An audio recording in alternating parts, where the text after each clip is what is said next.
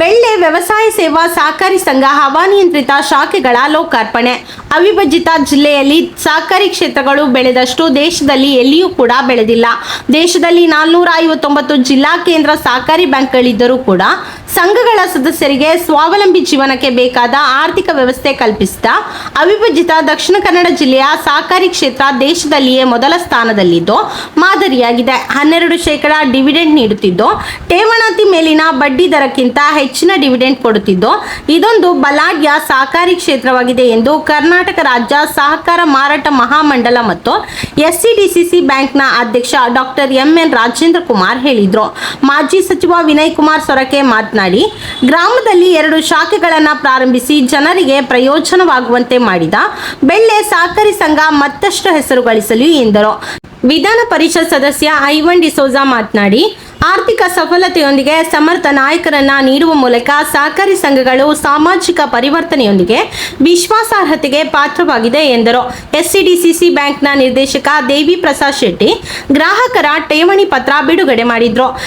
ಜಿಲ್ಲಾ ಸಹಕಾರಿ ಯೂನಿಯನ್ನ ಅಧ್ಯಕ್ಷ ಜಯಕರ್ ಶೆಟ್ಟಿ ಇಂದ್ರಾಳಿ, ಉಡುಪಿ ಜಿಲ್ಲೆ ಸಹಕಾರ ಸಂಘಗಳ ಉಪನಿಬಂಧಕಿ ಲಾವಣ್ಯ, ಡಾಕ್ಟರ್ ಎಂ.ಎನ್. ರಾಜೇಂದ್ರ ಕುಮಾರ್, ಗುರ್ಮೆ ಸುರೇಶ್ ಶೆಟ್ಟಿ, ವಿನಯ್ ಕುಮಾರ್ ಸೊರಕೆ, ಐವನ್ ಡಿಸೋಜಾ, ದೇವಿ ಪ್ರಸಾದ್ ಶೆಟ್ಟಿ, ಜಯಕರ್ ಶೆಟ್ಟಿ ಇಂದ್ರಾಳಿ ಅವರನ್ನ ಈ ಸಂದರ್ಭದಲ್ಲಿ ಸನ್ಮಾನಿಸಲಾಯಿತು.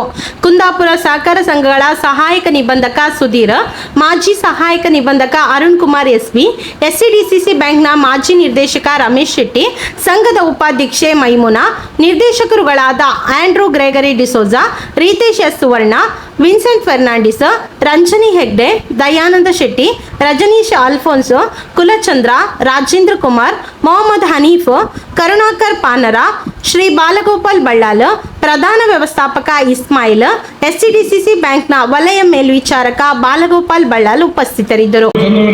ಮತ್ತೊಮ್ಮೆ ಎಲ್ಲರ ಸ್ವಾಗತವನ್ನು ಧನ್ಯವಾದ ನೀಡ್ತಾ ಇವು ನನ್ನ ಸ್ವಾಗತ ಕಾರ್ಯಕ್ರಮವನ್ನು ಸುದ್ದಿಯನ್ನು ನೀಡ್ತಾ ಇದ್ದೇನೆ.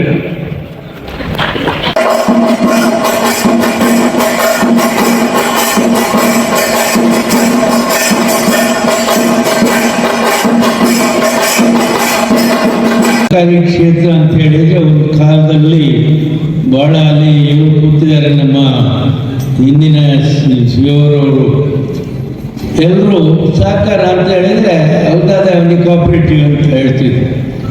ಇವತ್ತು ಎಲ್ಲಿವರೆಗೆ ಬಂದಿದೆ ಹೇಳಿದರೆ ಅದು ಸಹಕಾರಿ ಸಂಘ ವಾಣಿಜ್ಯ ಬ್ಯಾಂಕಿಗೆ ಮುಚ್ಚುವಂಡಿಯ ವಾಣಿಜ್ಯ ಬ್ಯಾಂಕ್ ಹೇಳ್ತಾರೆ.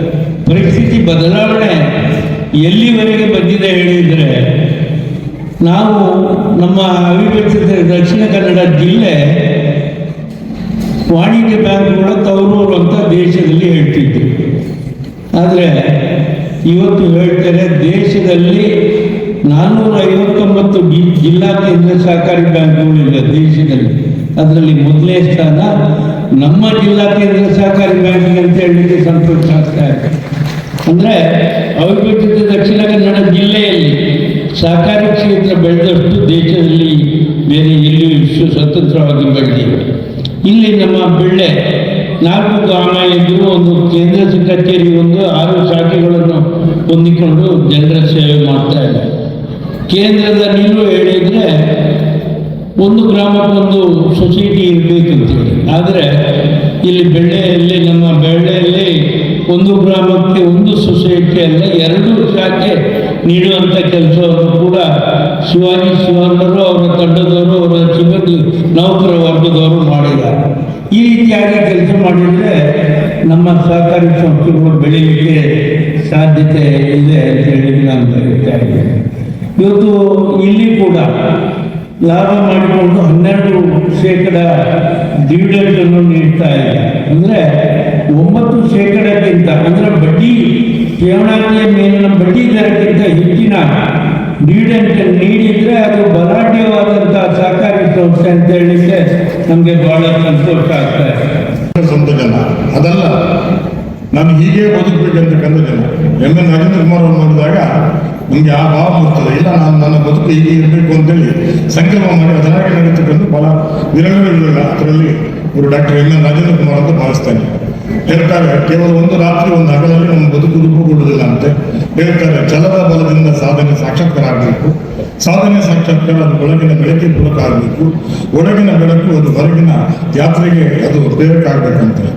ನಿಮಿಷ ನಾನು ಬಹಳ ವರ್ಷದಿಂದ ನಮ್ಮ ಜಿಲ್ಲೆಯಲ್ಲಿ ಅವಿಭಾಜ್ಯ ಜಿಲ್ಲೆಯಲ್ಲಿ ನಡೆದಂಥ ಒಂದು ಸಹಕಾರಿ ಕ್ಷೇತ್ರದ ಬಗ್ಗೆ ನನಗೆ ತಿಳುವಳಿಕೆ ಇದೆ.